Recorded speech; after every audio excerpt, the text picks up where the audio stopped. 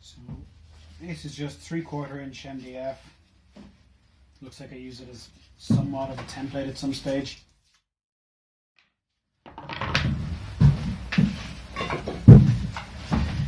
So, since I have a factory straight edge, makes this way easier. I am going to use the amazing super glue and masking tape trick. And I need scissors.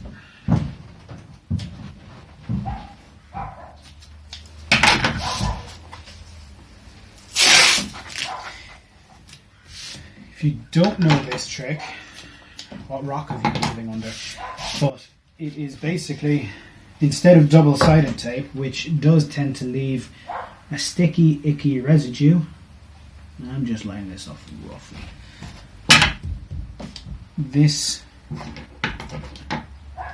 basically will give you an extremely strong bond without using double-sided tape.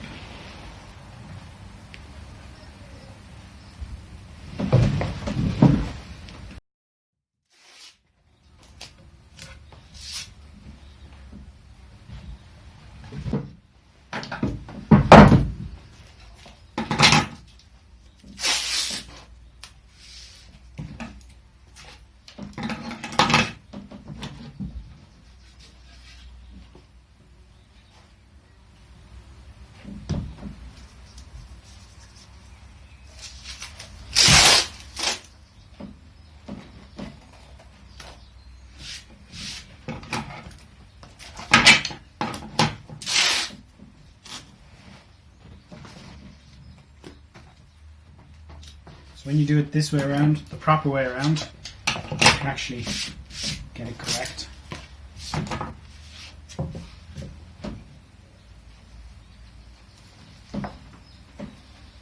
Yep, so now it actually lines up where I want it to go.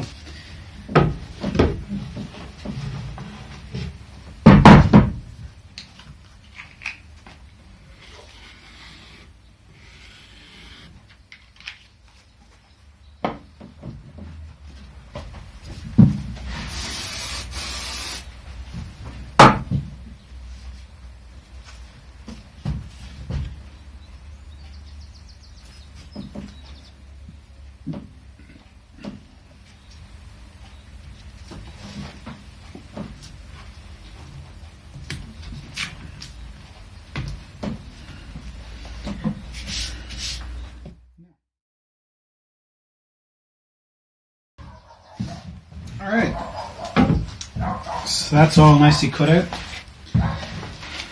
Next, I'm actually just going to do this one while I'm here as well. And for that, yep, I'm going to use the same one.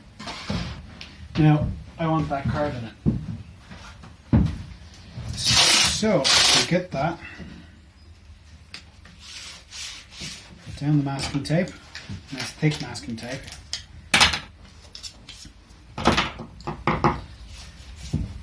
And then I'm just going to burnish it down.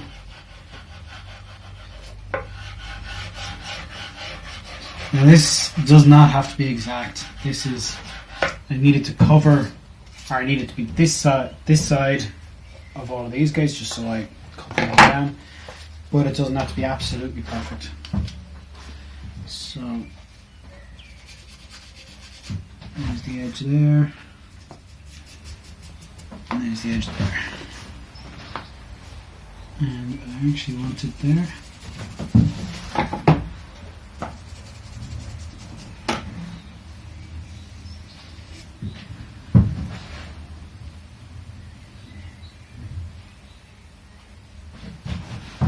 Of course I could come in like this. Yeah, we're going to do that instead.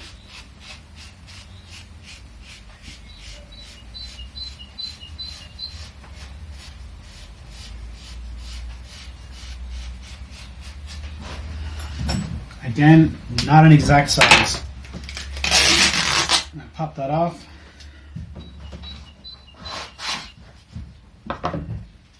Same piece again, and that's my edge there. That's my edge there. I'm just lining up these corner pieces with the edge.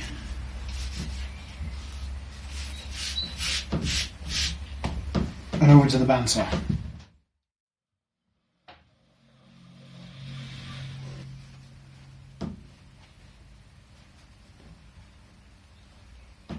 And that is roughly my profile here. Now this is straight off the bandsaw. I have an inch blade on it at the moment, so I'm going to take this over to the spindle sander and refine it a bit more.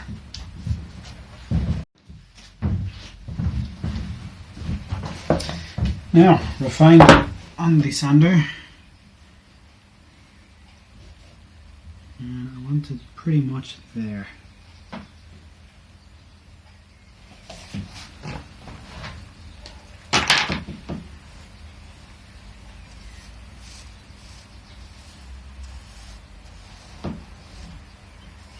I really don't need to draw that line, but I'm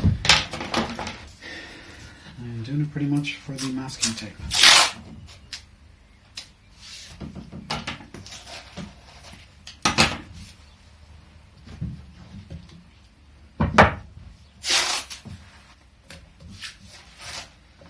Probably get away with just the one line of masking tape, but I'm not going to take chances here. The last thing you want is this thing flying off.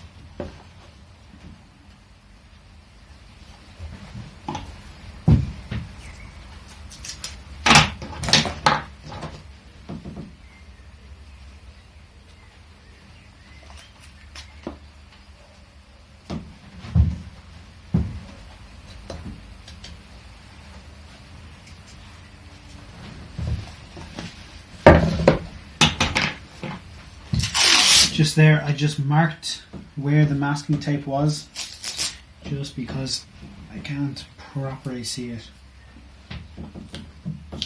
Sorry, no.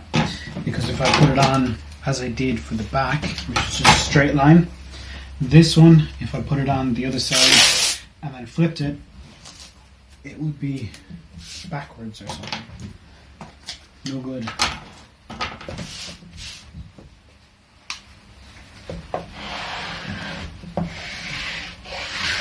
Burnish it down.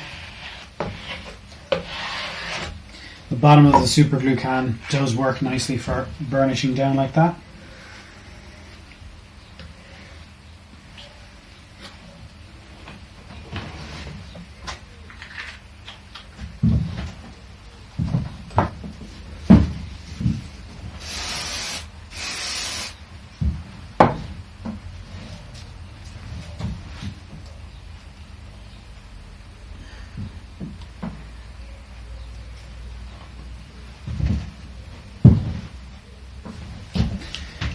And then it's stuck. Now I'm going to add another piece of MDF here, just for stability reasons.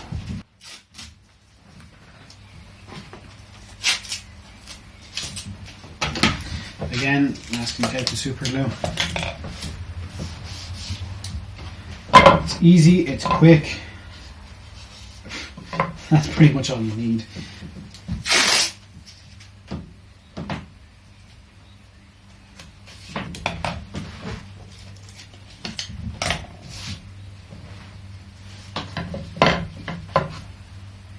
Now, that reason there is exactly why I didn't do it on the other side.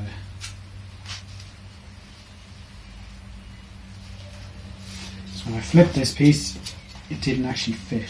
And it still doesn't.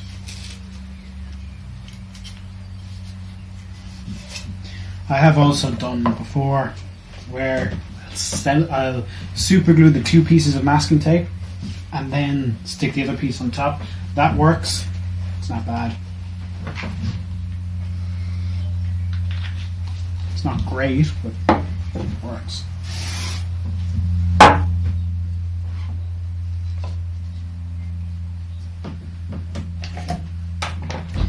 Now,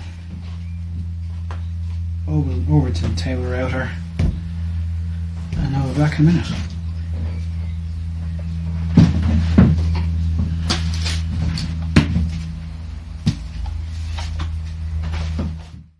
Okay, so that's done. Nice thing with the super glue trick, I'm superhuman masking tape, in fact. You just pull it off.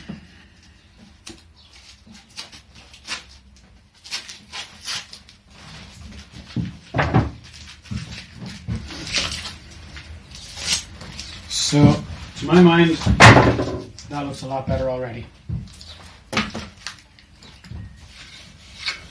Obviously, with a step there, there's a bit of an inconsistency there. So, just clean that up. Just a very small, it's not that small, violin maker's plane.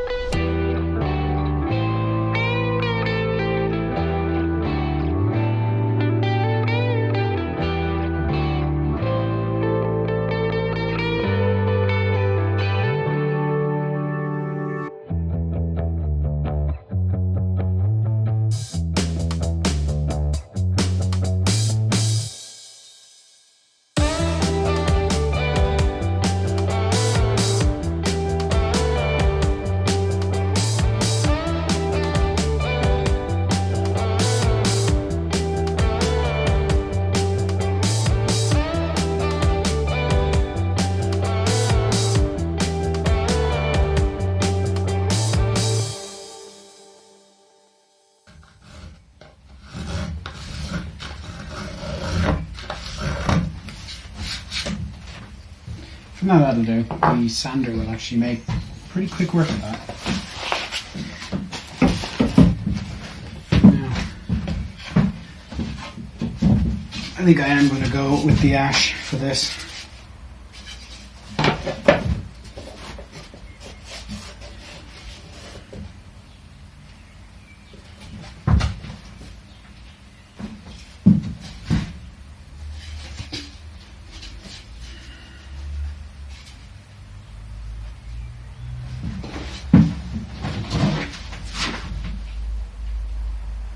Couple of bits there, and of course every one of them is bowed.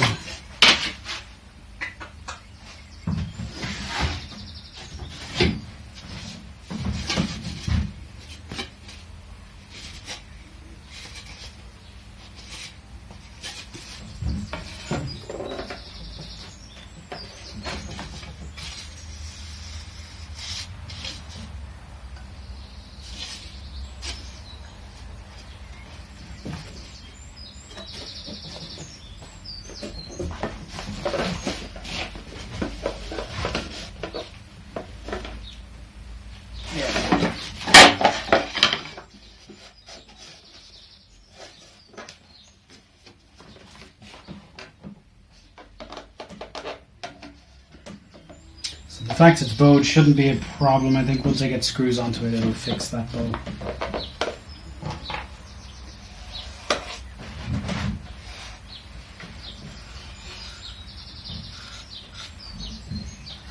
Now, so I'm just going to cut this out on the bandsaw,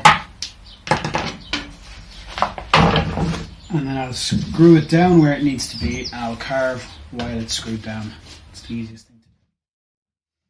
I'll be cutting that bit out.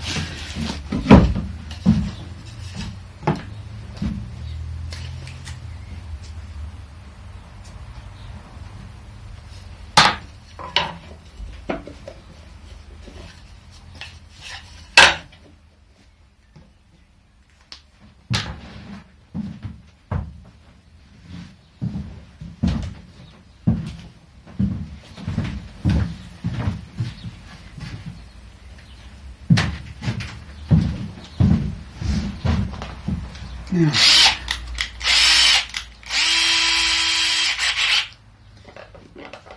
new screw holes all together.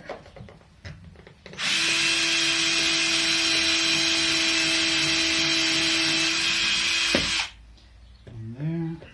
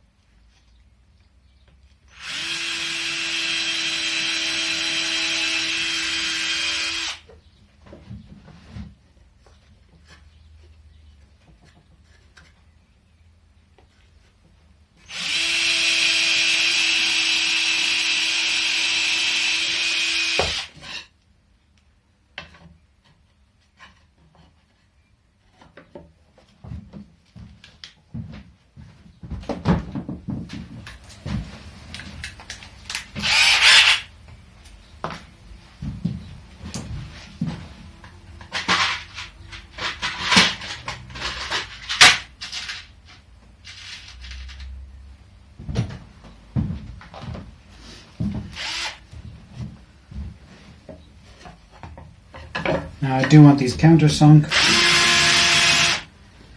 Sometimes the bit is just easy to do that with.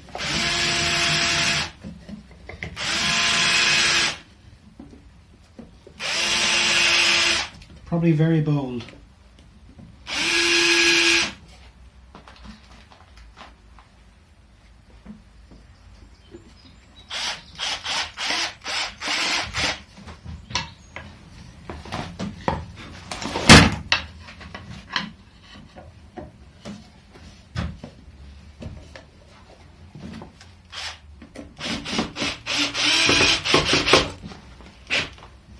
This is the wrong bit.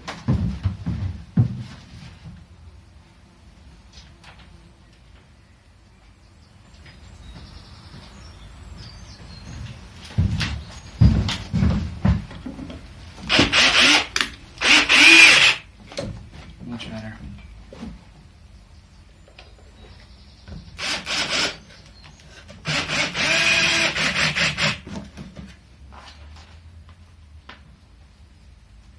So obviously this cover is way oversized at the moment. And that is fine because I'm going to use chisels and the like to bring it in nice and flush.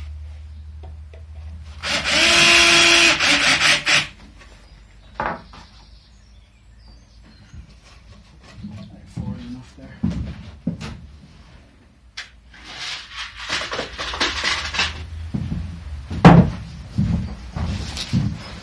So,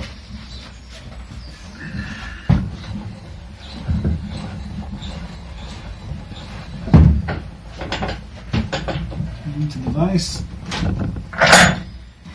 and just grab my chisel, and so the grain is going pretty much parallel to the side here. So I'm going to start at the top with the grain, and it all just pops off.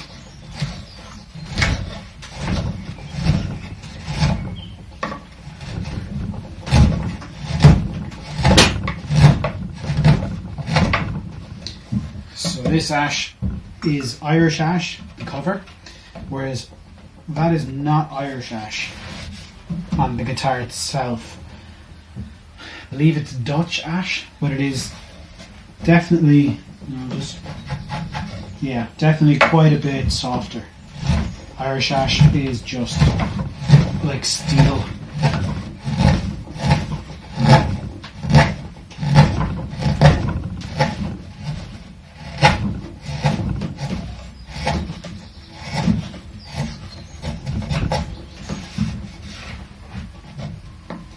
So I don't need to get it absolutely perfect in this with the chisel.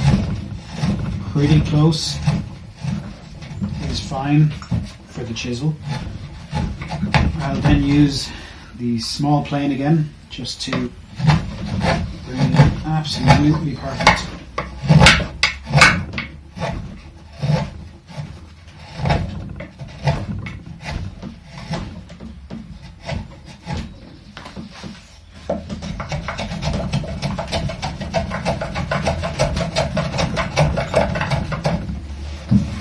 Now you could probably use like a block plane or something for this as well.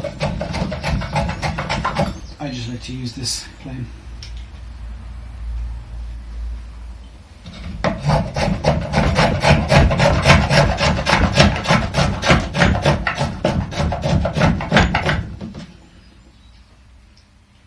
Less for the end grain.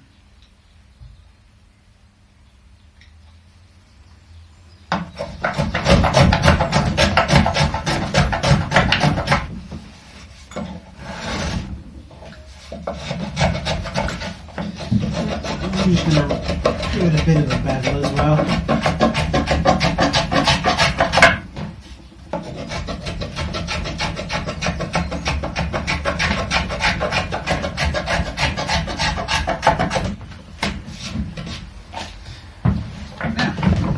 Now, flip around to the other side.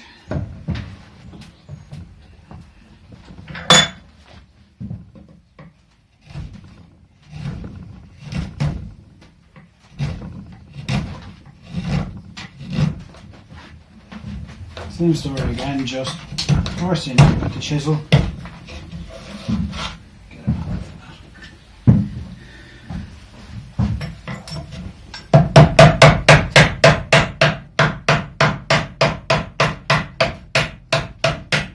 Now, since the grain is all running out this way, I'm fairly confident about hammering into it like this. It's just going to split out the way I want to. If I did this the other way, God, I'd have a big problem then.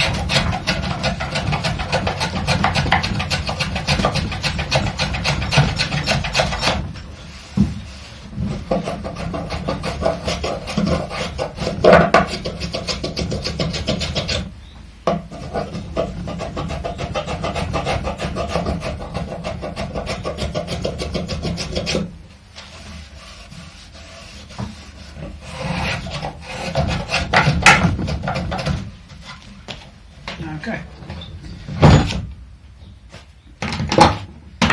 And there we have one back cover, more or less. So back to the task at hand. Start with the saw file. Now, usually I would have this in a vise for doing this, but just for the purposes of the video, we won't.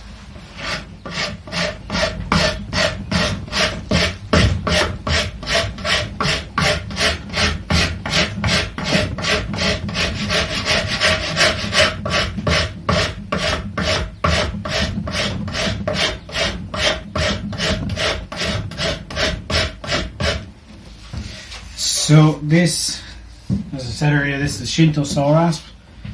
So yeah, saw rasp, and it's got a coarse side and a fine side. The coarse side just eats through material. And the fine side will give you a reasonably good finish.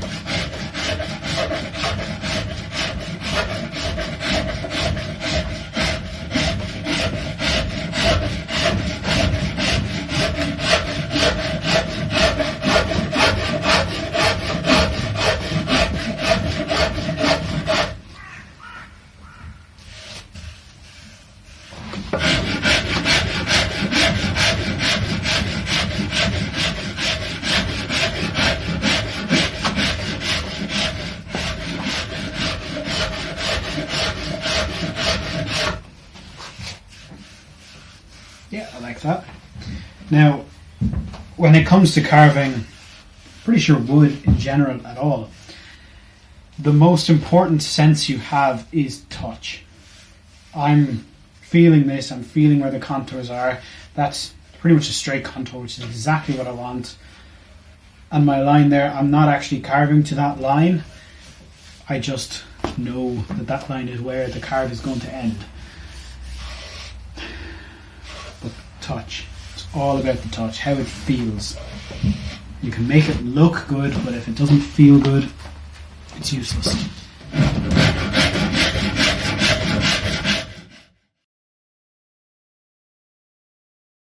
Okay, so it's been a little while since we were looking at this. I have finished off all the carving, pretty much where I want it to be now, but it's still very, very rough. So what we do now is we use the random orbital sander, start off at 80 grit, which will totally refine out the curves of this carve. Bring it up to, I usually like to go to about 320, 400 grit, which is quite high, but that's just where I like to go. After that, we're going to do a stain on it, fret level, the whole shebang. But yeah, let's get started with the orbital sander. Of course, very important, PPE. Also sanding, you do not want to breathe in pretty much anything that's not air, I suppose. It's just not good for you. So mask, ear defenders, forgot what they were for a sec, and music, possibly most importantly.